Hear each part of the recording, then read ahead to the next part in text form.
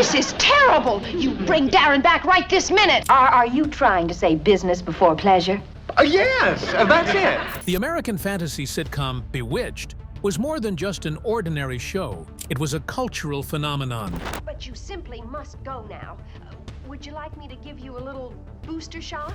But behind the charming spells and laughs, something strange happened off-screen. Fans were shocked when beloved actors started disappearing from the show without a clear explanation. Was it creative differences, personal drama, or something else? From the sudden change of Darrin to unexpected cast exits, there's more to the story than meets the eye. Join us in this video as we uncover the real reasons why these actors left Bewitched. Some of these reasons may come as a surprise. Dick York's heartbreaking exit, pain, guilt, and the role that slipped away.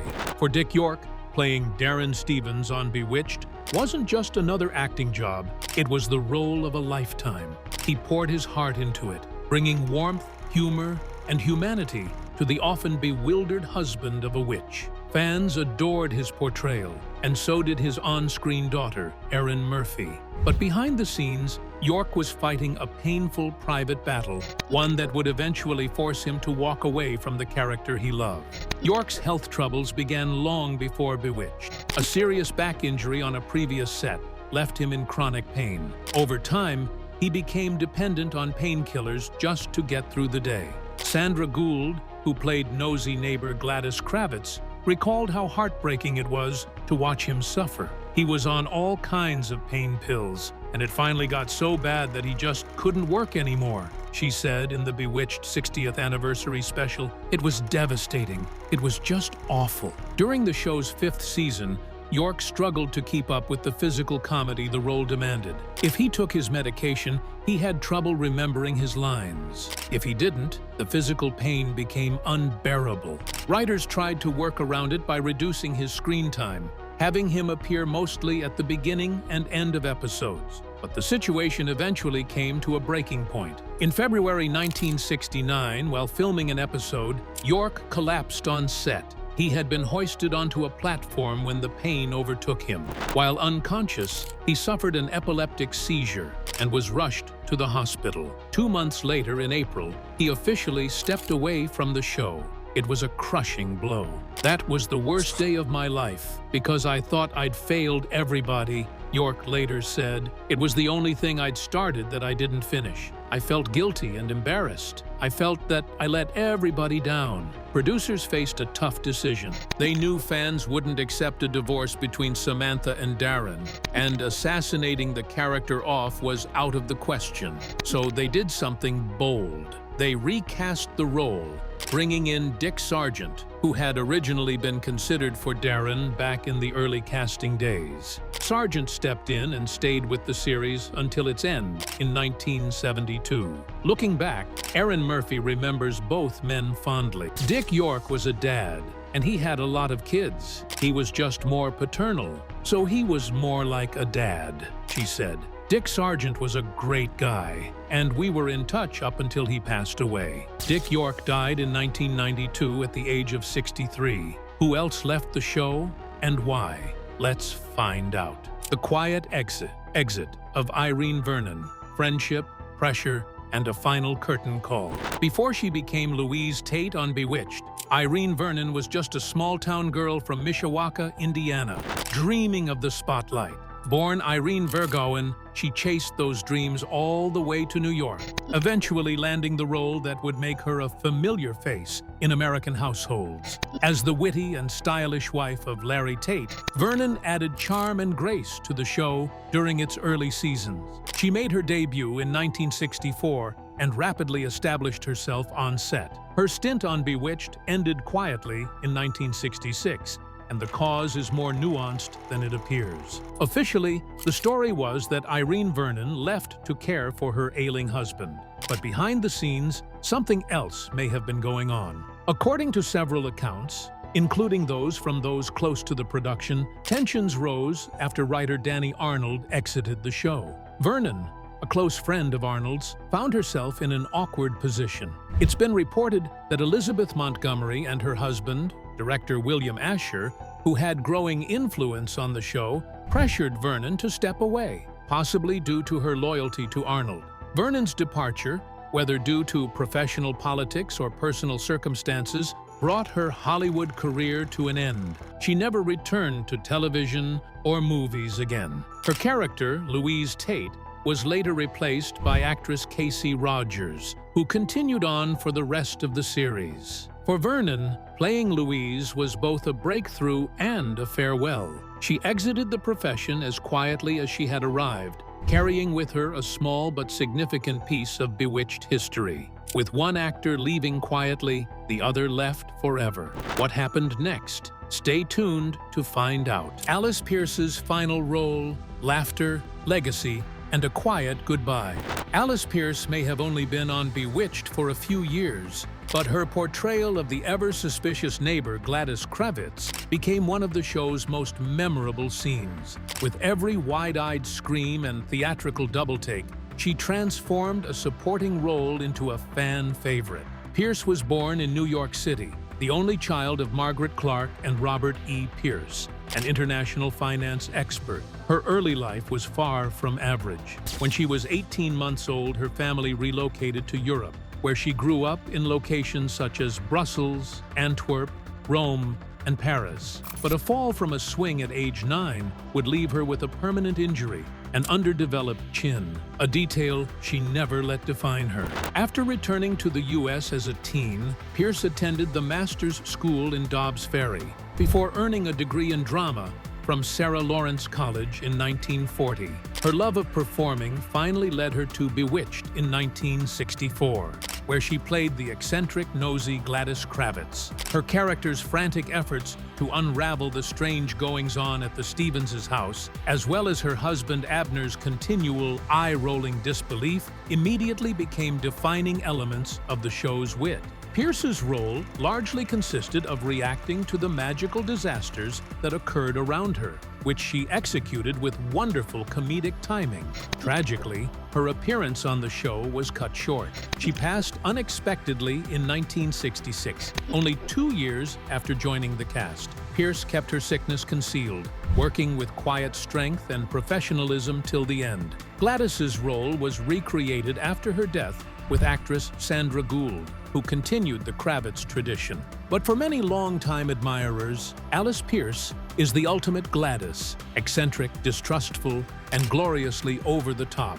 The next actor who left the show, what made her irreplaceable? Keep watching to find out.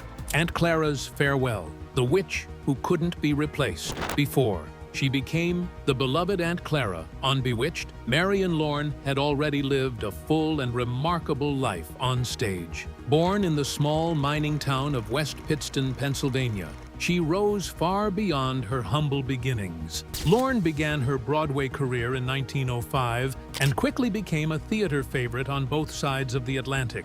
In London, she was a star in her own right, performing at the Whitehall Theatre, where she always had top billing in plays written by her husband, Walter Hackett. Every show she starred in ran for at least 125 nights, a true mark of her success. But it was television that would make her a household name. As Aunt Clara on Bewitched, Lorne captured hearts with her sweet, bumbling charm. She played a kindly, aging witch whose powers were clearly fading and hilariously unreliable. Whether she was accidentally transforming people or bringing the wrong object to life, her spells never quite went as planned. Audiences loved her for it. In a quirky case of art imitating life, Aunt Clara's obsession with collecting doorknobs mirrored Lorne's real-life hobby. Many of the knobs seen in the show came straight from her personal collection, adding a touch of authenticity to the whimsical character. Lorne appeared in 27 episodes before passing away from a heart attack on May 9, 1968, at the age of 84. She died just before production began on the show's 5th season. Her death left a hole not just in the cast, but in the hearts of viewers as well. The producers made a rare and touching decision. Aunt Clara would not be recast. Instead, they let the character quietly disappear from the show. She was never mentioned again, a silent tribute to a role no one else could fill. To maintain a similar tone, the show later introduced a new character, Esmeralda, played by Alice Ghostly. While also a witch with shaky powers, Esmeralda was her own creation, not a replacement, but a new face with new quirks. Still, for fans of Bewitched, Aunt Clara remains one of the show's purest souls, funny, well-meaning, and utterly unforgettable. But aside from these actors leaving the show for one reason or the other, what happened to the rest that stayed, and how did their lives pan out? Keep watching to find out. Elizabeth Montgomery, breaking the spell of Samantha Stevens. For 8 enchanting seasons, Elizabeth Montgomery starred as Samantha Stevens, the charming witch with the distinctive nose twitch. With her calm elegance and great comedic timing, she rose to prominence as the face of Bewitched and a cultural icon. Her performance earned her 5 Emmy nominations and 4 Golden Globe nods, solidifying her place as one of TV's brightest stars. But by the end of the 1970s, Montgomery was ready for a new chapter. According to her former husband and Bewitched director William Asher, she was determined to get beyond Samantha. And she did, fearlessly. Montgomery played bold and dramatic roles, which astonished many fans. In A Case of Rape, she played a lady dealing with the anguish and injustice of sexual misconduct. In The Legend of Lizzie Borden, she stunned viewers with her terrifying portrayal of the iconic suspected assassin. These and other roles gained her critical accolades, while also demonstrating that she was far more than just a sitcom star.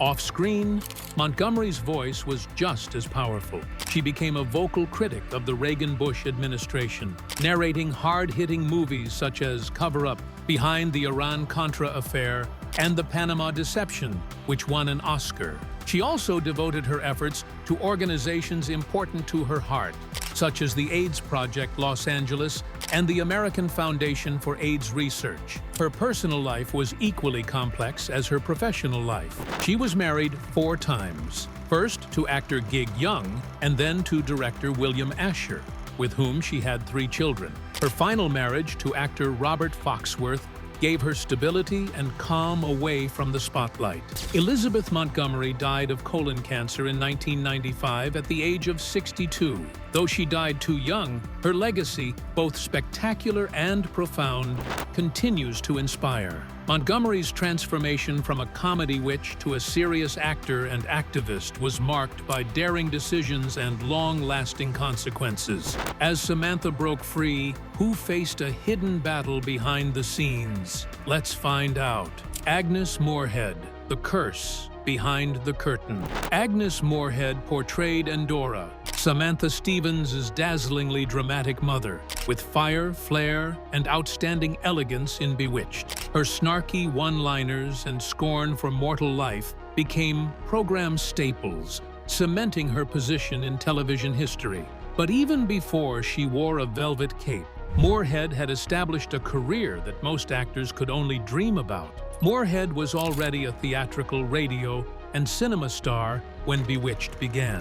In 1948, she made history as the first woman to co-host the Academy Awards. Her strong voice and presence made her a natural scene stealer in everything she performed. Moorehead continued to perform when Bewitched ended, although she was dealing with a serious illness. She died in 1974 at the age of 73 from uterine cancer. To those who knew her, the cause was more than just biological. Moorehead believed her cancer, and that of many others, was tied to a haunting project from her past. The 1956 film The Conqueror, starring John Wayne. Filmed near a nuclear test site in Utah, the set had long been whispered to be contaminated. According to People, in 1980, 91 out of the film's 220 cast and crew members would eventually be diagnosed with cancer. Moorehead remembered talk of radioactive germs and once confided to her close friend Debbie Reynolds, "I should never have taken that part."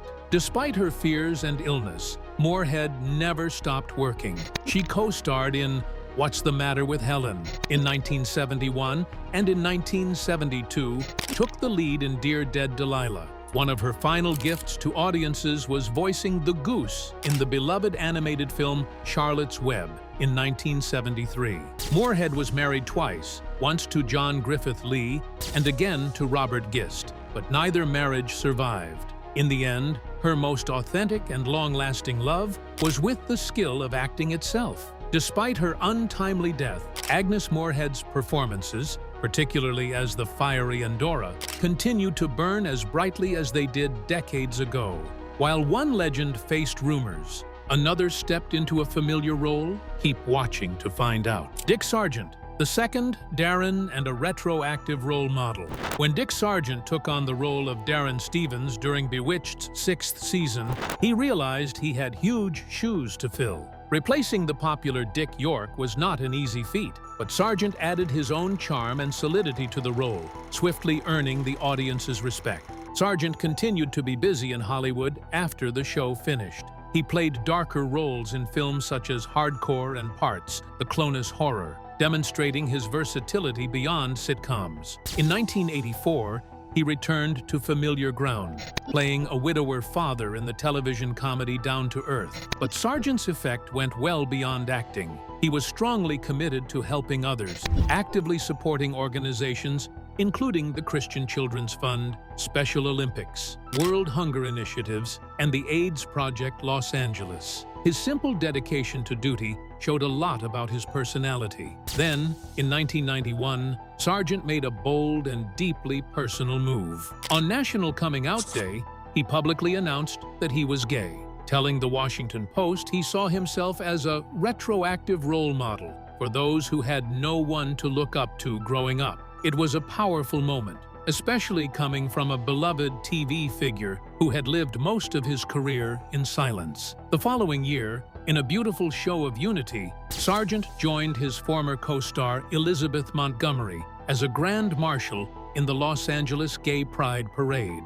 Their appearance communicated a powerful message of acceptance, love, and support, especially at a time when LGBTQ+ representation in Hollywood was still rare. Dick Sargent died in 1994 at the age of 64, leaving behind more than just a reel of performances. He built a legacy of bravery, decency, and advocacy that remains relevant today. As the spotlight shifted, who carried a heavier burden in silence? Stay tuned to find out. Erin Murphy, from Baby Tabitha to Life Beyond the Spotlight.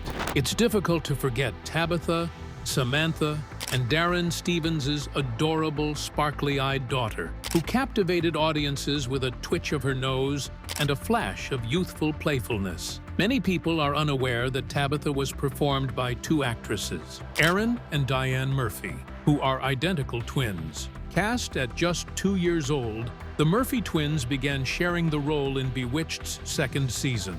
As they grew, Erin took over the part solo, since the sisters started to look less alike. By then, Erin had already become a familiar face on TV, not just in the magical world of Bewitched, but in over 80 commercials, even appearing with Ronald Reagan in a detergent ad. For a time, she was outpacing future stars like Helen Hunt and Jodie Foster for roles. But at age 8, Erin made a surprising choice. She stepped away from Hollywood. In a 1999 interview with People, she said she had no regrets about choosing a normal childhood in California. "Scripts are sent to me all the time," she explained, "and I haven't seen anything good enough to have me gone for 12 hours a day." That decision allowed Erin to focus on her family. She has 6 children, 2 from her first marriage to Terry Rogers, 1 from her second with Eric Eden, and 3 more with her current husband, Darrin Dunkel. While Diane pursued a calmer career as a medical device analyst, Erin eventually returned to the screen in smaller, lighter roles. In the 2000s, Erin began hosting gigs and reality shows such as Craft Lab and Groomer Has It, reuniting with the camera on her terms. Erin embraced her unique place in pop culture history and is still a treasured part of the Bewitched legacy, despite her decision not to pursue stardom. As childhood fame faded, who kept the show's balance intact? Let's find out. David White, the steady hand behind Larry Tate. While the magical chaos of Bewitched often centered on Samantha and her spells, the business world of Darrin Stevens brought its own brand of comedy, and much of that came from his blustery boss, Larry Tate. Played by David White, Larry was slick, ambitious, and always chasing the next big ad campaign. His ability to flip-flop depending on what the client wanted, became one of the show's running jokes, and White played it to perfection. Though not the flashiest character, Larry Tate was a constant. White appeared in all 8 seasons of Bewitched, enduring numerous cast changes and plot adjustments. His realistic act provided the show with much-needed balance, keeping one foot firmly rooted in reality, while witches and warlocks turned it upside down. White remained after Bewitched had ended. He appeared in successful films such as The Apartment and Brewster's Millions, as well as popular television shows such as Quincy, M.E., and The Twilight Zone, where his dramatic abilities were showcased. Off-screen, White's personal life has ups and downs. He was married to actress Mary Welch, with whom he had one son. Following their divorce, he married actress Lisa Figgis and had a daughter, but the marriage also terminated. His son died tragically at the age of 33, leaving him terribly saddened. David White passed away in 1990 at the age of 74.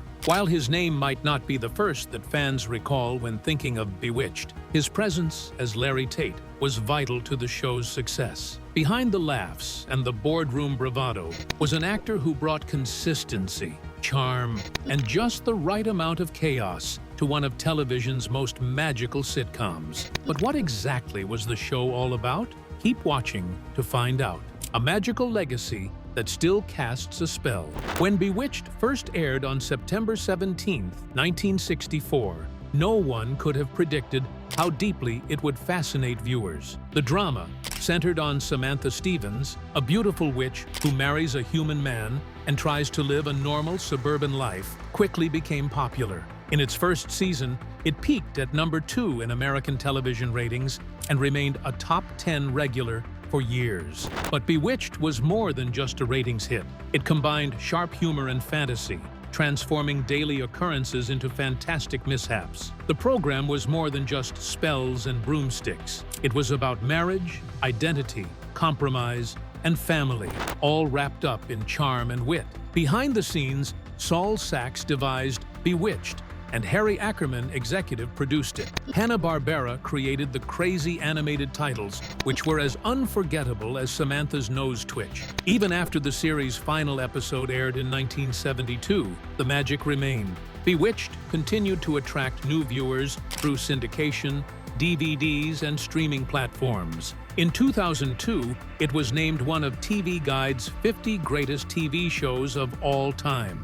And in 1997, the episode Divided He Falls was named one of the 100 greatest episodes of all time.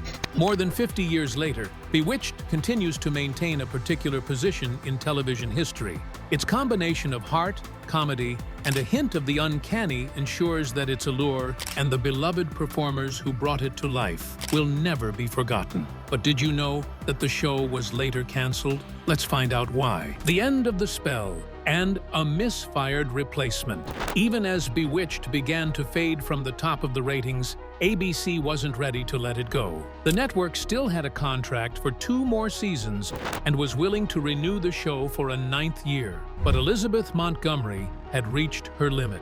After nearly a decade of playing Samantha, she was eager to take on more serious roles. Her personal life was also shifting. She and director William Asher had separated and would finalize their divorce in 1974. With Montgomery ready to move on, Asher turned his attention to a new idea. He pitched a sitcom centered around comedian Paul Lynde, already a familiar face from his recurring role as Uncle Arthur on Bewitched. The concept came from a stage play called Howie, about a straight-laced lawyer whose daughter marries a carefree, unambitious young man. Though Bewitched was officially off the air, its presence lingered, especially on The Paul Lynde Show. Fans of the original series might have noticed something familiar. Lynde's character lived in a house that looked an awful lot like the Stevens' home. In fact, the show reused several of Bewitched's original sets, including the backyard. Even the fictional law firm Lynde worked for, McNish and Sims, echoed Darrin Stevens' old firm, McMahon and Tate. And it didn't stop there. Many Bewitched regulars, like Mabel Albertson and Dick Wilson, popped up in supporting roles. But ABC wasn't done trying to squeeze out the final sparks of that magical contract. To help fulfill the remainder of Bewitched's original network deal, producers William Asher and Harry Ackerman launched a separate sitcom, Temperatures Rising. Starring James Whitmore and Cleavon Little, the hospital-set comedy kicked off during the 1972-1973 season. It faced early struggles with tone and ratings, and midway through the season, Asher was replaced by producers Bruce Johnson and Duke Vincent. Still, the show managed to hang on with a decent 29 share, enough to earn a renewal. By the following fall, ABC had a new plan. With the Paul Lynde Show officially dead, the network brought Lynde over to Temperatures Rising, reshaping the show with darker, more satirical humor. Renamed The New Temperatures Rising Show, the reboot hoped to strike gold by doubling down on Lynde's personality. But ratings dipped even further. Desperate, ABC called Asher back in 1974, hoping he could salvage the show once again. It was given one last shot, restoring the original Temperatures Rising title and adding Bewitched favorite Alice Ghostly to the cast. But even the return of familiar faces couldn't rescue the ailing series. On August 29, 1974, Temperatures Rising aired its final episode. With that, William Asher's long run with ABC and his final official tie to Bewitched quietly came to an end. No matter how hard they tried, nothing could quite recapture the charm of the original series. The spell had truly been broken. With Bewitched gone and its replacement floundering, it was clear the unique magic of Samantha Stevens and her world couldn't be easily replicated. And maybe that's exactly what made the original show so special. As the show ended awkwardly, how did its magic still endure? Let's find out. A spellbinding symbol of social change. While Bewitched was marketed as a light-hearted sitcom, its undercurrents presented a more complex, progressive story, particularly concerning women, identity, and personal freedom. In 1964, feminist pioneer Betty Friedan issued a harsh critique in TV Guide, accusing television of turning women into insecure housewives concerned with romance and vengeance. However, Bewitched provided a welcome counterpoint. Samantha Stevens was not powerless. She was truly magical. And her mother, Endora, expressed frustrations that echoed Friedan's own thoughts, criticizing society's staid domestic expectations of women. Critics and researchers later noticed how the play simultaneously reinforced and challenged traditional stereotypes about witches, gender roles, consumerism, and even advertising. In one memorable episode, Eat at Mario's, Samantha and Endora didn't just brew up spells at home. They actively used their magic to support a local Italian restaurant, boldly stepping into public life. This kind of female agency on screen was rare at the time. Bewitched also ventured to challenge social norms. The show, which aired during the civil rights movement, carefully addressed taboo topics such as interracial partnerships. Behind the scenes, the cast and crew even explored another interpretation, that the musical was a metaphor for closeted sexuality. In a 1992 interview, Elizabeth Montgomery acknowledged this subtext. "Don't think that didn't enter our minds. This was about people not being allowed to be what they really are." At its core, though, Bewitched wrestled with the tension between hard work and easy rewards. Darrin, the mortal husband, constantly insisted on achieving success the normal way, no magic shortcuts. And yet, even he was tempted. Samantha, who came from a life of luxurious excess, loved Darrin precisely because he grounded her. As the message grew deeper, what was happening behind the scenes? Stay tuned to find out. The magic behind the curtain. So what made Bewitched so unforgettable? According to television scholar Walter Metz, it wasn't just the spells and sparkles. It was the quick-witted writing, the irresistible charm of Elizabeth Montgomery, and a rock-solid supporting cast. The show also broke new ground technically, using film-quality special effects and a one-of-a-kind soundtrack.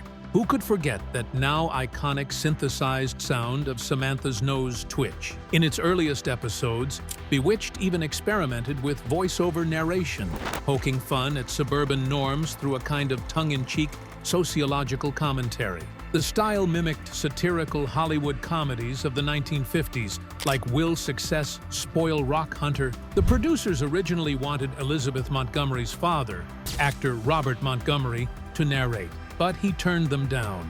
The job instead went to acclaimed actor Jose Ferrer, though he was never credited. Bewitched's success didn't just earn it fans, it sparked imitators. NBC rushed to produce I Dream of Jeannie in 1965, a similar premise starring a magical woman and the mortal man who tried to keep up with her. Ironically, both shows were made by the same studio, Screen Gems. Even decades after it went off the air, Bewitched continues to leave its mark. In 2005, TV Land honored the show's 40th anniversary by unveiling a statue of Samantha in Salem, Massachusetts, broom and all. Cast members Bernard Fox, Erin Murphy, and Casey Rogers were there for the ceremony, alongside director William Asher. It was a fitting tribute to a series that cast a spell on pop culture and never really let go. So, what are your thoughts on these actors and their legacy on Bewitched? Let us know in the comments section below. Thank you for watching this video.